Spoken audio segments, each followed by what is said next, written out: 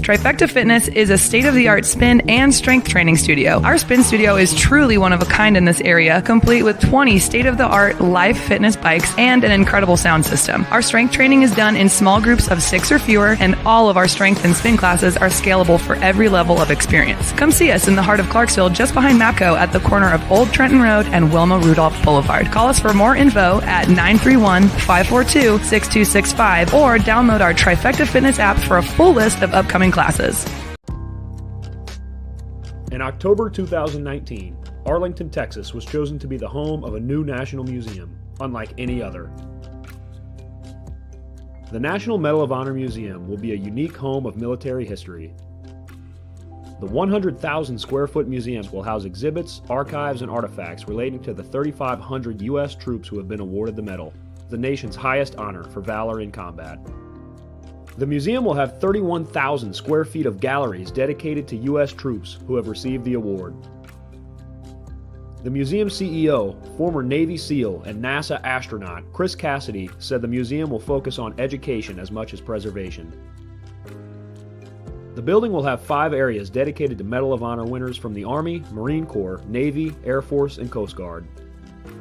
The main gallery will be located in a central plaza under a 25,000 square foot slab of steel, which will appear to be suspended in midair. It will be supported by 5 pillars. Black Rifle Coffee is a corporate sponsor of the museum, as are the Dallas Cowboys.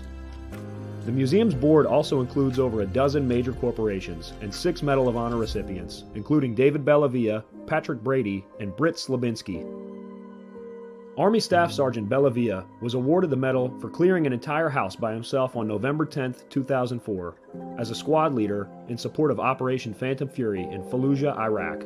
He killed 4 enemy fighters and wounded a 5th in close quarters battle. Army Major General Brady flew and coordinated the evacuation of 51 seriously wounded men during a firefight in Vietnam in January 1968. Slabinski, a Navy SEAL chief and team leader, led a rescue team of SEALs during Operation Anaconda in Afghanistan in March 2002. Slabinski and his team flew to a mountaintop ambush site to rescue Petty Officer First Class Neil Roberts, who had fallen from the back of a helicopter. Slabinski led the team through almost constant combat against an entrenched Taliban force. Along with the board members, former presidents Jimmy Carter, Bill Clinton, George W. Bush, and Barack Obama serve as honorary directors. The museum is expected to open to the public in late 2024.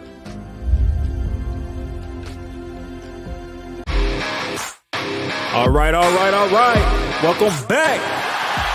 MisFitNation, the MisFitNation show.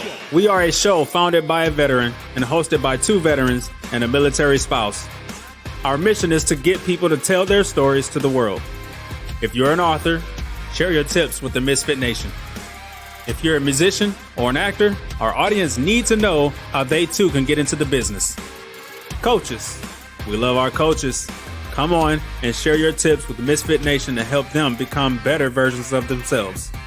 If you are a corporate leader or an entrepreneur, come on and show how you did it and how hard you have fought for success. If you are a veteran, first responder, or Gold Star family, we would love to have you come on and share your story with the Misfit Nation. We always have time for you.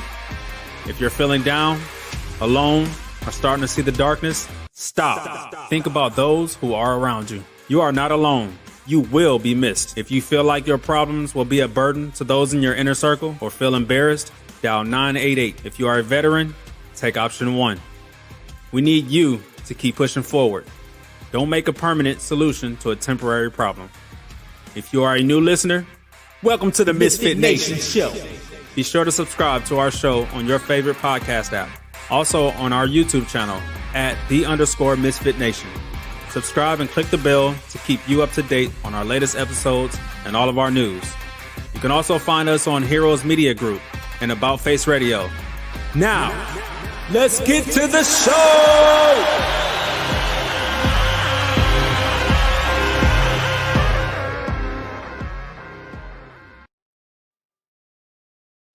All right. Welcome to our Thursday after dinner show. I know you're all tuning into the Olympic replays tonight to see how Team America did or whatever country you're rooting for did today in the Olympics events, I think we had basketball, some track and field, some rock climbing, racing stuff. I think some long distance outdoor swimming for the women. Looked like it was kind of dirty water. Hopefully they come out of that all right. 12 years ago, I was in Afghanistan, in Kunar province, Afghanistan. In June, I was about my second or third day on our FOB, our COP Fortress, and a mortar hit and ripped through the back of my leg, out the front of my leg. I was medevac to Jalalabad, FOB Fenty, where our then headquarters was 4th Brigade of the 4th Infantry Division, the Mountain Warriors. The first person that came to visit me was Command Sergeant Major Kevin Griffith. The first question he told me, he said, "You're going to be all right, Sergeant. You got the $1 million wound." I said, "No, Sergeant Major. I didn't get shot in the ass." He said, "Yeah, but you get a free license plate for the rest of your life." This man was a true leader. He made me laugh in a time when I was kind of worried about my leg, kind of worried about where I'd go next. When I got back to the COP, he said, "See, I told you you'd be all right." It was just 2 months later, or 12 years ago today, a suicide bomber, 2 suicide bombers actually came and attacked him and his patrol, and we lost him that day. Sergeant Major Kevin Griffith, Major Thomas Kennedy, Major Walter Gray, and USAT civilian Ray J. Abdel Fada were all killed that day. Flo Groberg was a hero that day. He stopped the second bomber and took a pretty big blast himself. But today, I honor Sergeant Major Kevin Griffith, and this drink is for you. To Valhalla, brother.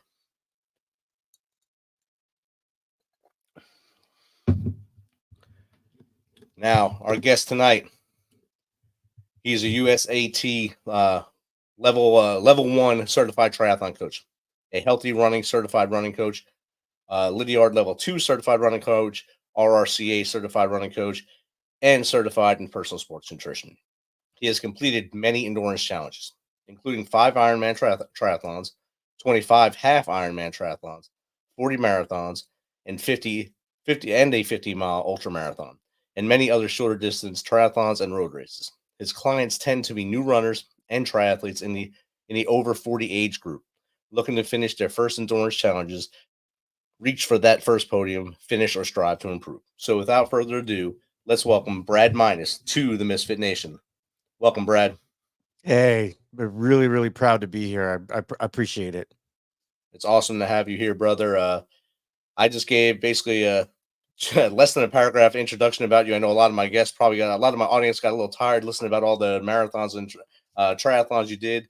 So please tell us a little more about you, from as far back as you want to go to how you got into endurance racing. And then, of course, RRCA, all your coaching levels. I am also an RRCA coach as well. Awesome. Yeah, let me just first mention that I first got into shape after high school in my 9.5 years with the U.S. Army active.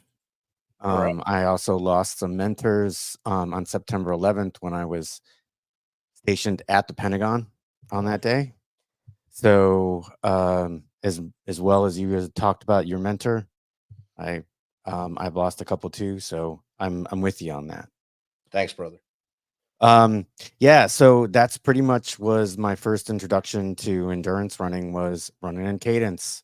And then being stationed at the Pentagon, we did a lot of running around the mall and Georgetown and Key Bridge and the whole bit. So my first marathon was the Marine Corps marathon while I was stationed at the Pentagon, where they sponsored us to run the marathon with the Children's National Hospital.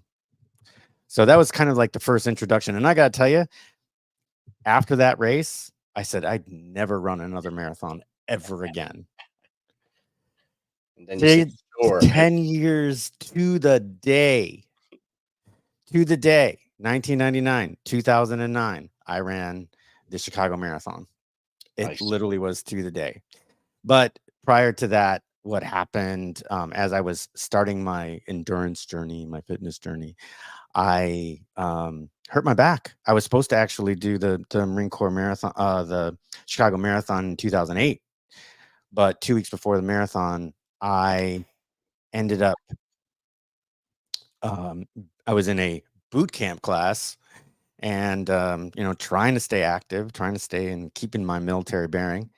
And we were doing suicides, and it was the last one, and I turned, and my foot stuck, and I cracked my back, and I ended up actually blowing out my L5S1, herniation and bulging disc and the whole bit. And they basically said that I was too young to go in any kind of fusion surgery, but I probably wouldn't be able to run more than 2 miles as at a really slow pace for the rest of my life.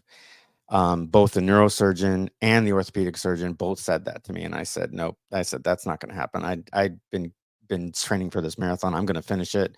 So I basically went to work, and I researched everything on the human body, how we run, how to remove impact from my back. And in that process and trying to cross train, I was introduced to triathlon, and I ended up falling in love with triathlon. And then after that Chicago marathon, the following month I did an Ironman. And then all of a sudden people started asking me, well, how'd you do that? And before you know it, I was coaching. So that was, basically that was 2009. And then in 2010 and 11 is when I really started to ramp up the coaching process. I started doing some more research on how to coach moving forward. And it just kind of spiraled from there. It started out with one person saying, hey, will you help me out? And so I was doing that for free. And then all of a sudden it was running stores, and the running stores would be like, hey, can you put on a clinic? And I'm like, sure. And then, hey, will you take on this 5-week couch to 5K? Yeah, you know what I mean? It just kept spiraling from there. And then before you knew it, I've pretty much maintained a roster of about 15 people that I keep, because I also have a full-time job, and I also coach cross country at a local high school here, a private high school, and track and field. So yeah, that's pretty much how everything happened. It really got started with that injury. It's usually how usually a shock and awe moment changes people's trajectory. And for you is injuring your back and thinking that you would never be able to do things again, probably, and move forward. When I was wounded, the doctors told me I would never run again, and I loved running before that. I ran one marathon just before that deployment at St. Louis, and I got wounded. He told me that, so I'd wake up early in the morning, 3 a.m. before my team leader would wake up. I'd go to the gym and walk on the treadmill, try to get that leg going back, and then finally I was able to do a 5K in country, and then ran the Savannah Marathon less than a year later. So Nice. I kept pushing forward. That's amazing, and I thank you for your service. I was on humanitarian out there, so that was as close as I got, unfortunately. But you were there, so I mean, yeah, that whole area was not I would say a safe place. So No. yes, that's No. one of the people I'd mentioned was a USAID worker, so they thought they'd be in a safe area as well.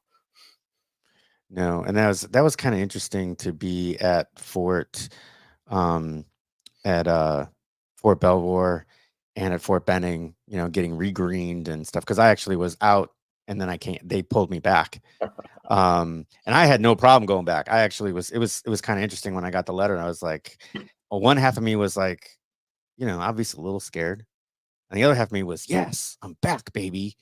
And then got to Fort Benning and saw the USAID workers and defense workers just scared out of their minds, and the rest of us that we'd been to our training, and Right. had this calm about us until you got over there. So We already have a question in the chat from one of our Tuesday crew guys. He wants to know: do you do Tough Mudders and Spartan races, or stick to the longer marathons and triathlons? oh, love OCR. Are you kidding me? I am a big fan of Spartan. I've done two or three Tough Mudders and a couple of the Spartan races, and I absolutely adore them. There was at one time I was looking to increase my alphabet soup that you heard him talk about, and I was going to be look at that Spartan certification, but unfortunately it just didn't work out. But yeah, no, love OCR. I trained people for OCR. So yes, absolutely. What was the most, I guess, gratifying person you ever trained? The biggest success story for a person you trained? So there was one woman, and I can't say that I gave her the plan, and I checked in with her, and I trained with her for a little bit, with her. But I basically just laid out the plan. But she decided that she wanted to do an Ironman. The problem was she was 5'1" and 250 pounds. Wow. And she just had this idea, that, hey, you know what, I'm gonna go after this Ironman, and instead of doing the normal. And I talk about this a lot because it was a kind of a handshake deal that we had talked about. It's something that we came up with together, and it was like, hey, you want to lose the weight, you want to get fit, but you don't want to go in this normal way everybody does it. Hey, I'm going to diet and I'm going to go to the gym, and that's the normal way people do it. Some of them, some people do it, some people don't. She's like, no, I'm going to go after the Ironman. That's my goal. That it's to finish that race. And I said, you know what? If you do that, you follow the training plan, everything else is going to lead you to that. And you're going to end up losing the weight and getting fit on the way. She ended up standing on the beach of the start line at 120 pounds in a size small wetsuit. Took about 18 months, but yeah. And I think that was huge. And let me tell you something, she was pretty, but when she dropped the weight, she was hot. So, I mean, I don't want to be misogynist or anything, but it was a pretty spectacular transformation. That's an amazing transformation in 18 months, and to get to the Ironman. Explain to people what an Ironman entails. So an Ironman is a one-day event, and it is a 2.4 mile swim, usually in open water. No, every time in open water. It's a 112-mile bike ride and a marathon, 26.2 miles, all done consecutively. So get out of the water, get on your bike, get out of the bike, put on your running shoes, get on the road. It's not over days or anything. It's just one right after the other. The cutoff time is 17 hours. And that takes a lot of intestinal fortitude to do even one part of those events, not to mention all three together with the transitions, with the mindset to get into transition. People try to beat the 2-minute mark in transition sometimes. Sometimes they stay a little longer until they get, I guess, a little more used to it, and then get back out there and do the next discipline. So the bike ride is a mind breaker enough to do all those miles on a bike and then come back and try to run after that. So kudos to her. The big thing about that is that we always say, all of us that have done a couple of them, the Ironman really doesn't start till mile 80 on the bike. Once you get to mile 80, everything starts to fall away. It's kind of like it's like mile 21 on a fresh marathon. It's that wall. And it's usually like mile 80. All of a sudden, your butt hurts because you've been sitting on the saddle for so long. Your legs hurt. You're sick of gels, feeding yourself with gels and Gatorade. You're just like, just get me off this bike so I can run. And then all of a sudden you start to run and you're like, legs aren't moving, nothing's going on, and you're just struggling to get to the end. But yes, the Ironman is probably 75% mental. Definitely. I didn't do an Ironman distance. I did the Olympic distance, I guess, the second one. Yeah. Did that in Asbury Park, New Jersey, and it was my first one doing an open water. Before that, I did it in a gym, just because I thought it would be cool to do. So I was working out one day, and they said we're going to have this little competition. So I said, "Oh, I'll try it out," and I did it. I was still in the Army at the time. I wound up coming in second place out of the men's category without no training whatsoever. I was just pushing myself until vomit, and then push myself to vomit again. I get to Asbury Park and the waves they're over 6-foot waves. I was like, oh, this ain't gonna be good. This ain't gonna be good at all. It's open water, 6-foot waves. And you just get out there and you do it, and you're with so many other people that are thinking the same thing. These waves are too big. And it kind of calmed down as we started swimming and coming out of that water. It was refreshing. Now we can get on that awesome bike. And just like you said, when I got about halfway through the bike, I felt the pain through my legs. The butt cheeks were hurting. And then the back was hurting from bending over so much. Then get to the run, you get the jelly legs a little bit.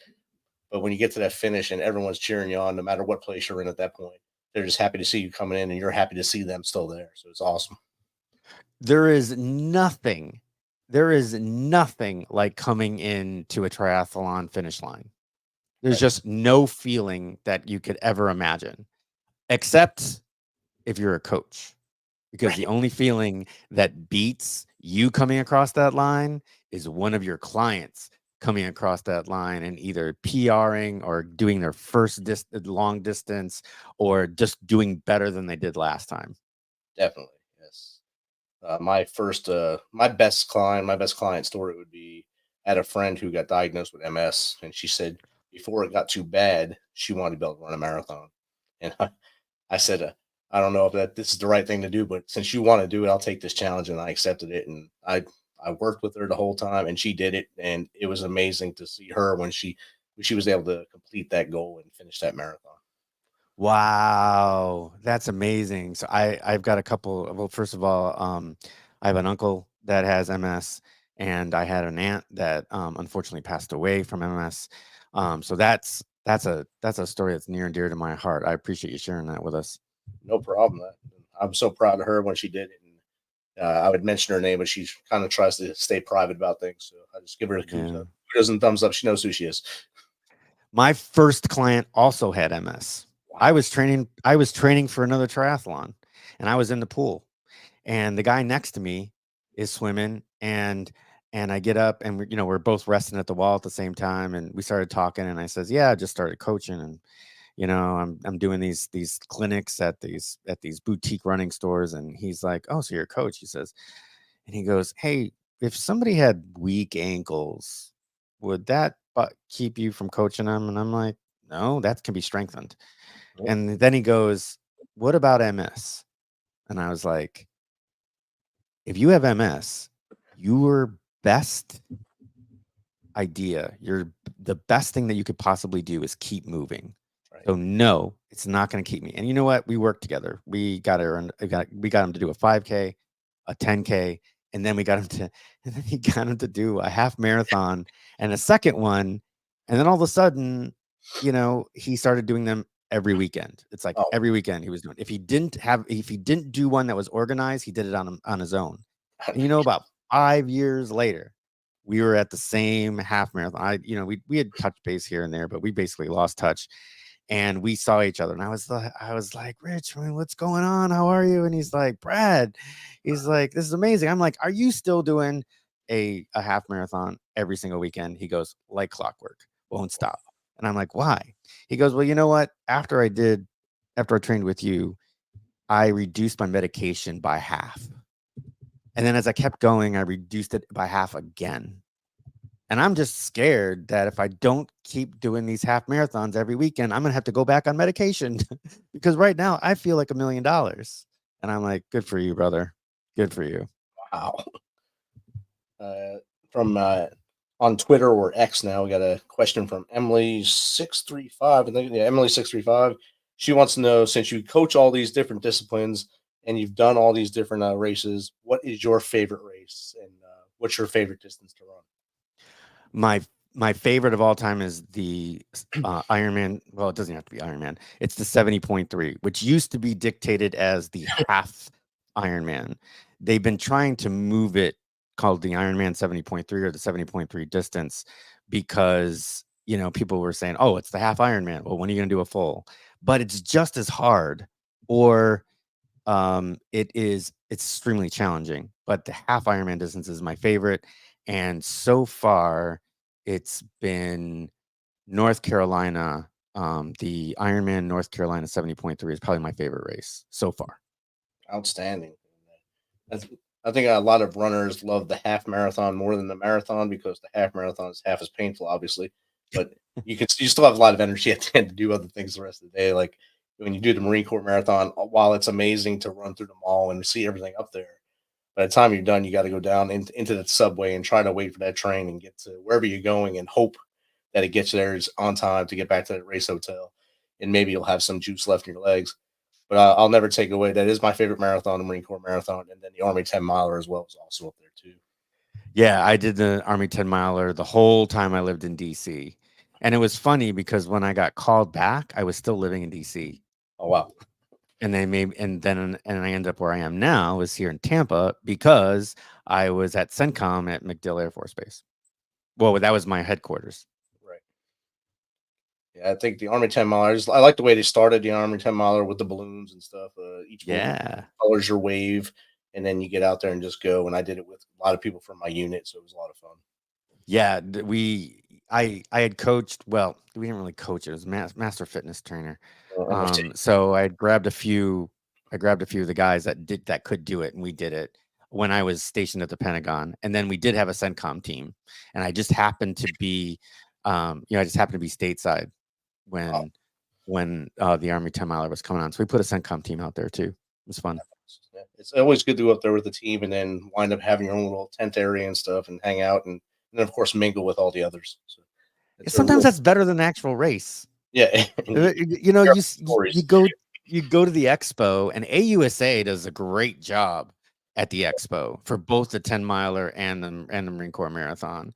And the expo is fun, and you get all this energy and all these soldiers and Marines and Air Force and they're just all there, and people are signing in and they're looking at all the stuff that AUSA puts out, and they just do a great job. But that's a lot of fun. Then you finish and there's all these tents around and people are stuffing food in your face and trying to give you beers. And, it's something else. I gotta tell you, it's just one of those, just the greatest thing about being, a marathon or half marathon or 5K, 10K, all these things. I mean, think about, there's the hot chocolate 15K and 5K, you know what I mean? And let me tell you something, I don't think I've tasted better chocolate than when I finished up one of those, and I live in Tampa, so I did we did the hot chocolate 15K here in Nashville, and it was probably the coldest day in Nashville in over 20 years. So by the time we got to the hot chocolate at the end, it was kind of cold. I was like, man, this is cold chocolate, but it's good chocolate. Thank you so much. It's like chocolate syrup going into it. Right. It's almost like Starbucks used to have this thing back in the day when they first opened up. They used to call it drinkable chocolate. And it literally was this thick chocolate, and they served it in like an espresso cup, because it was so rich. And that's kind of what it reminded me of. Definitely. And I think in the running world, the community of runners is what's awesome. No matter what race you're in and you're running, you're going to say hello to somebody at least every mile. If you're just running and talking, in marathon, I try to meet 26 new people when I run. Have you ever had that feeling? Absolutely. So because I live in Tampa, about September every year, I get an influx of clients. And that's usually because we have the Disney Marathon in January. And I always tell people, I'm like, if you're not in corral A or B, that is not a race you're going to PR. No. It's just, you don't go there to PR that race. You go to meet people and take pictures with the characters, no matter how old you are. Exactly. And it's a blast. But yeah, easily can meet 26, 30 people while you're out there. And you're running through the backstage of all of the different parks. And it's an amazing feeling when you're out there. Definitely is. I think you guys also do the Gasparilla down there as well. I forget what month that's in. Yeah, it's in February. And it's 2 days. The first day is the 15K, followed by the 5K, and the 5K is probably one of the biggest 5Ks in the world. Wow. It's over 20,000 people that run it, and then there's the stroller side. So you've got that. And then the following day is the half marathon, and then what they call it's the 8K, what they used to call the 5+3K. Because it was sponsored by Fifth Third Bank. So they cut that. So the 8K, which is 5 miles. So, and then they have the challenges that you can do all of them, which is the Michelob Ultra Challenge. And then they have the Michelob Amber Challenge, which is everything except for the 8K. Wow. And I think Disney has the challenge too. You do like the Goofy Challenge or all them other things as well. Dopey Challenge 6 times. Yeah. So that's a 5K on Thursday, 10K on Friday, half marathon on Saturday, and a full marathon on Sunday. Just your pain tolerance, it just goes up as you move on through that and get that new. Pretty much, you kind of race yourself into shape. By the time you've hit that 26th mile, you're in great shape. You're sore as all heck, but you're in great shape. You're definitely on the golf cart the rest of the day. So we talked about some of your clients that are success stories. What is your typical client? What age group do they usually fall into? So it's changed over the years. There was like 1 or 2 years where I had a bunch of guys that were trying to get into special forces. And they're like, I can't run 5 miles in 40 minutes. You got to train me to do that. So I had a bunch of guys that were trying to do that. And then of course they've got other things that they've got to do. So they were in the weight room and they're with me and they're trying to, to get into the Q course. So that was always fun. But over the last few years, it really has been 40s and 50-year-olds. Either they're in that time of their life when they're maybe a little overweight, or they feel like they want to jump back into, their childhood when they were able to bounce back and they were able to run and jump and do all that stuff. And then of course there's the 5Kers and the 10Kers that want to move up to the marathon, or they've got a bucket list, and the bucket list is, hey, they want to do the marathon, they want to do an Ironman, they want to do a half Ironman, what it is. And so I've found that that's what it is. It's these people that are, they're either thinking about retiring from corporate world, or they're in that kind of role, or they've got, or they're an entrepreneur and they've got some time. So now they feel like they can actually put 100% into their training. And then there's I've got a couple of lawyers and a doctor that, just feel like they're always working and they need something else to get them back into shape. And like I've always said, and just like with Kat's story, and this is my big thing, this is the message that I have been trying to get out for the last few years, last 10 years, is to not go after the easy goal. And I shouldn't say easy goal, but the regular goal. Like Kat, she needed to lose weight, she needed to get in shape. That wasn't her goal. The goal was the Ironman, which is a lot more fun to be thinking about. I'm going to get to that finish line. I'm going to get to the start line healthy and I'm going to finish it.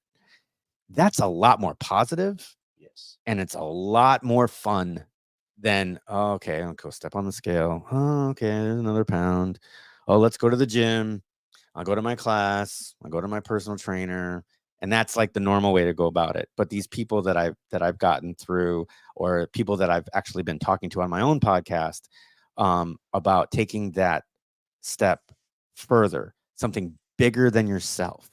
You want to get fit, you want to see the world, you want to lose weight. Pick a giant goal that you never thought possible.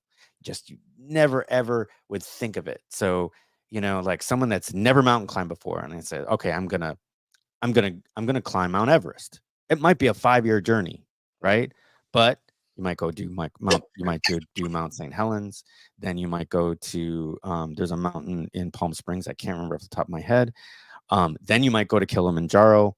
And in Kilimanjaro, there's two trails. There's one that's a little bit less of an incline as you go up, and then there's one that's steep. And so the first year you might go up that, then the next one, then you might go after Everest. But you hit all these little ones on the way. But meanwhile, you're getting in better shape. You're probably learning more about diet.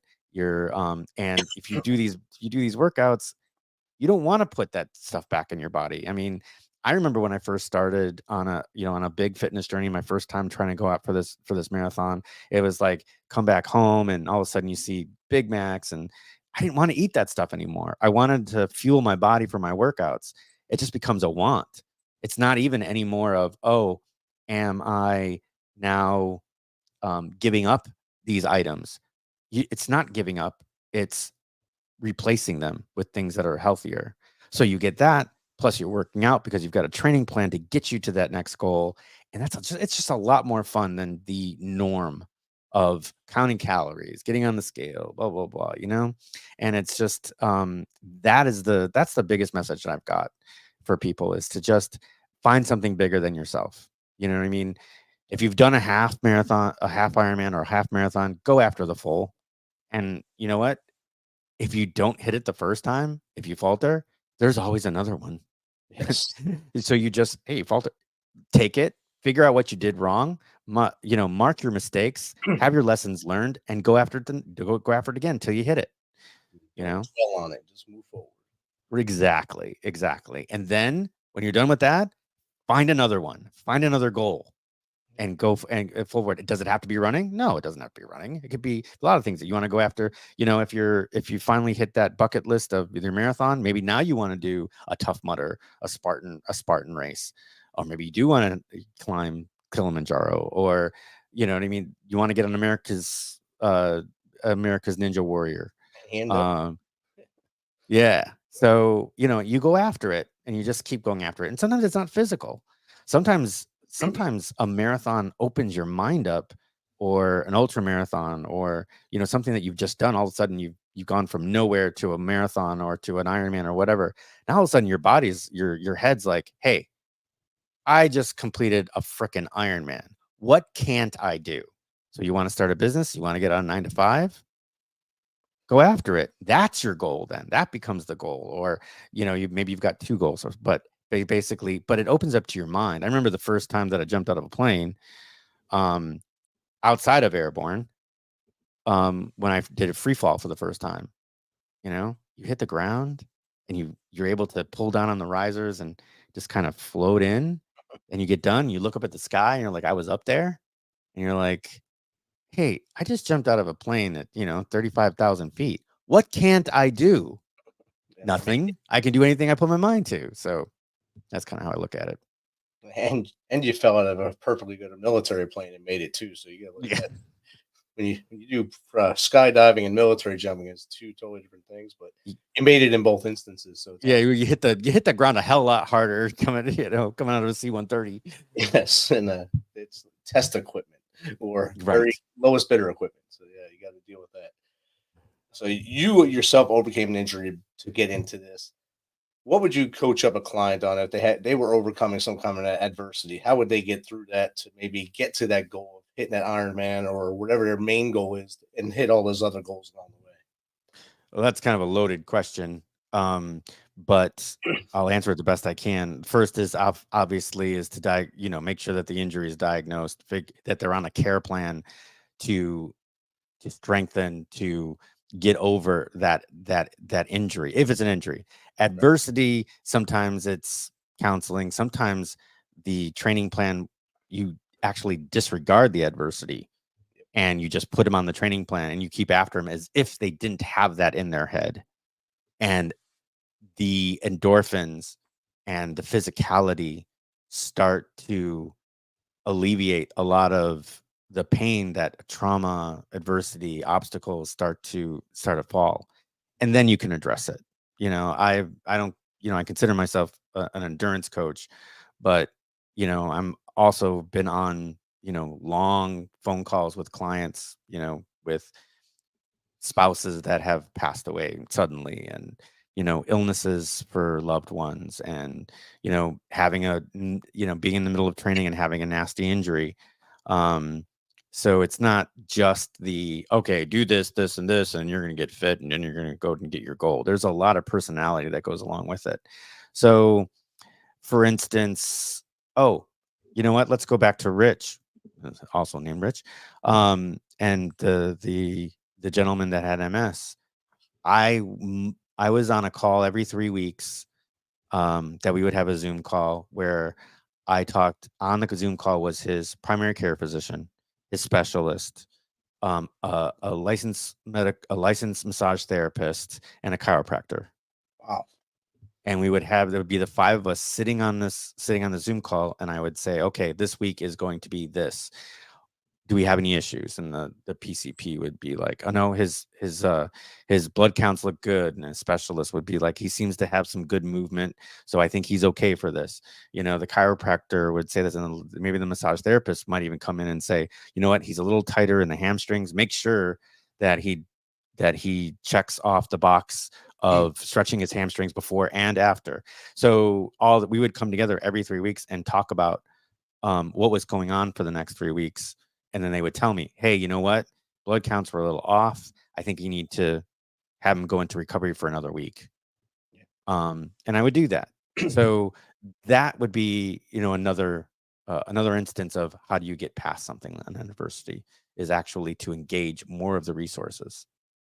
Definitely a team of teams. That's the best way to do it right there. And you have all the experts in one square box there, and you in the Zoom, so you're able to look at each other and talk it out and determine what he should or should not do at that point and how to get him to that next point. And that's the best way to do it.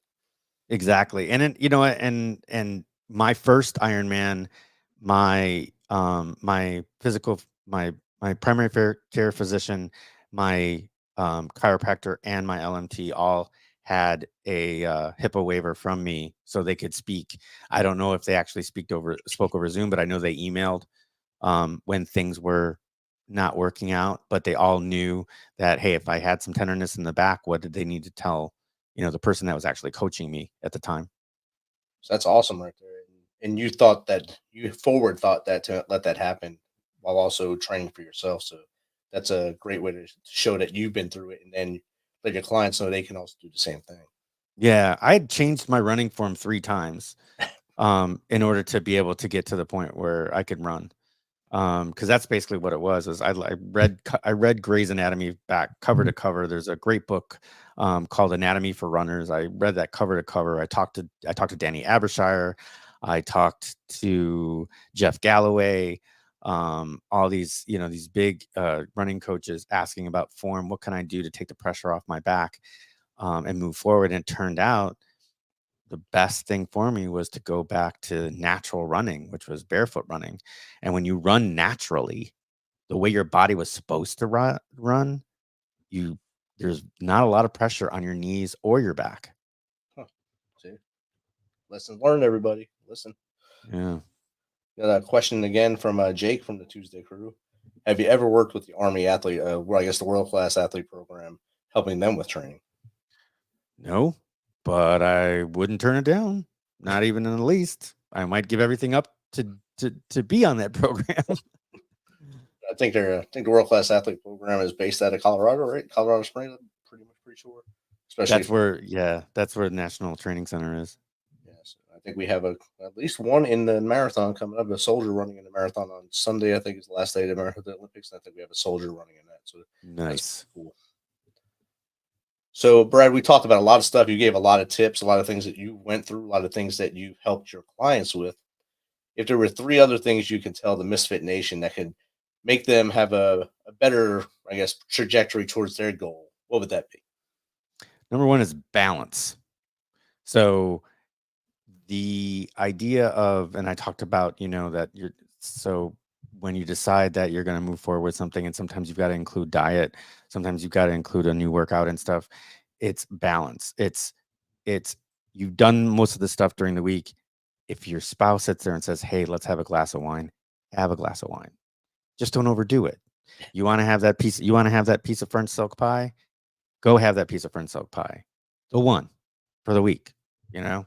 So balance, enjoy yourself. Make sure that, you know, your workouts are not completely intervening with family time and spouse time, girlfriend time. You know what I mean? Don't let it become such an obsession that you're not taking care of the rest of your life, because it's not. You know, most of us that do Ironmans and half Ironmans and marathons and stuff, this long distance, this crazy stuff that we do, we do it for fun. We're age groupers. We call it the age groupers, right? We actually pay to punish ourselves. Yes. So if you're going to pay to punish yourself, at least enjoy the good times too. And that's those times with your family, you know, the extra, you know, the extra helping of mashed potatoes every once in a while, you know, the French fries, the Big Mac, you know, just don't overdo it. You know, once in a while is great, you know, and reward yourself. But after that, time to get back to work. The other thing is that it's about finding that next race. It's about where you're going to go for that. It doesn't stop with a race or with a, you know, a specific goal. There's got to be something after that. My biggest thing that I found is after my first Ironman, and everybody told me about it, but I didn't believe it, because I was thought that my first Ironman was my one and done. It was my bucket list. I was out of it. And they called it the Ironman Blues. Oh, wow. And I was like, I don't understand that. And so I was lucky that Ironman Florida was on a Saturday. So Sunday drove home and I'm like, yeah, I'm sore beyond belief. I'm like, not a big deal. Monday came around. And of course, now Monday, back at work, the whole bit. So the alarm goes off at 4:30 and you're like, oh, I don't have to get up. Great. But as you're going back to sleep, I'm like, that's kind of sad. I don't really have a purpose to get up. By Tuesday, I was looking for a new race. There it is. And I think it's always about what is coming up next for you. And it doesn't have to be the same like event line. It's just something else that's moving you towards the person you want to be, in the shape that you want to be in, and in the mindset, keeping the mindset, everything that you learned from the first experience. So always looking forward. And I always say, always have that next, if you're a habitual racer like me and the clients that I have, it's always knowing that there's another race coming up. It doesn't have to be what we call an A race, but it's that next race. The third thing, I guess, is if you have a specific look that you're going for, that you have to give yourself permission to falter. And if you're looking to get abs, or it's the outside, the beautification, there's a word for it. And I'm trying to look for it. I can't seem to come up with it. But it's that, it's the outside, and you just want to look like that on the outside, is that you can't have that be your 100% thing. You can't be going, okay, I want to get my abs, so I'm going to like not eat for 5 days, or I'm going to go on a water fast, to get those abs. It's too much. You got to find the right trajectory, the right plan to get you there healthy, because you know what? No one's going to care that you've had washboard abs for 3 days, right? Because you finished your water fast and all of a sudden you can see them. And now you're so starving that you're going to start eating greasy burgers and everything again. Find the right trajectory in the realistic amount of time. Awesome. All great advice. MisFitNation, please heed that advice. And if you have questions, Brad's about to tell you how to get in contact with him. Brad, how do they find out? How do they talk to you, maybe be their coach, or just chat with you? So I have my own business. It's called Inner Fire Endurance Sports. And that's where my coaching business is. And that's innerfireendurance.com. And there's a contact sheet on there. I'm on Instagram, Facebook. Instagram and Facebook are probably the two ones, and and I'm Brad A- on those. If you'd like to, and I'm not taking anything away from the Misfit Nation, because this is a fabulous show, but if you do want to check out Life-Changing Challengers, that's my podcast, and I don't just talk to people in the fitness realm. I talk to people all over, and the basic thing about that podcast is that it's exactly what I talked about. It's about people that have overcome adversity, injury, obstacles, tragedy in their lives in an uncommon way, just like the first client that I told you about. And that's lifechangingchallengers.com. And I'm on, and Life-Changing Challengers is on every single podcast directory you can imagine. And both his website and the name of his podcast are in the chat. Website's going across the bottom of the screen right now. Don't be afraid to reach out and get the advice, and maybe he'll get you to your first Ironman and beyond. And then maybe you'll challenge him to a tough mudder, and you both will do the mudder together. So yeah, that would be great. Teamwork right there. And I have no problem just answering questions. You just want to email me if you got a quick question, you want to know something, let me know. I love answering questions. So just send me a quick email, slide into a DM, whatever, and we'll talk about it. Awesome. Brad, this has been great chatting with you tonight. Thanks for taking some of your time on a Thursday night to hang out with us. Keep getting after it and making your clients do the best they can and be the best they can as they move through life. I appreciate it, Rich. I thank you. I appreciate the service that you've helped our country with, and the Misfit Nation. Thank you so much. All right. Have a good night. Night. This message is from the U.S. Department of Veterans Affairs. Did you serve in the military? If so, you can obtain a free lifetime pass to more than 2,000 federal recreation sites. These sites are located across more than 400 million acres of public lands, including national parks, wildlife refuges, and forests. The lands host activities to fit any lifestyle: hiking, biking, fishing, camping, and much more. Gold Star families are also eligible for these free lifetime passes. Plus, they cover entrance fees for a driver and all passengers in a car, or up to 3 additional adults at sites that charge per person. Obtaining one is easy. Just go to the National Park Service website, nps.gov, or the National Park Service app.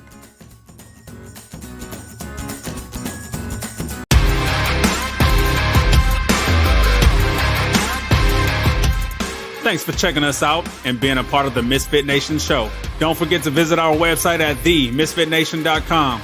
That's themisfitnation.com. Check out all our past episodes and get some of the great Misfit Nation gear for you and your family. As always, be humble, stay hungry, and keep hustling, because we are Misfit Nation. Misfit Nation.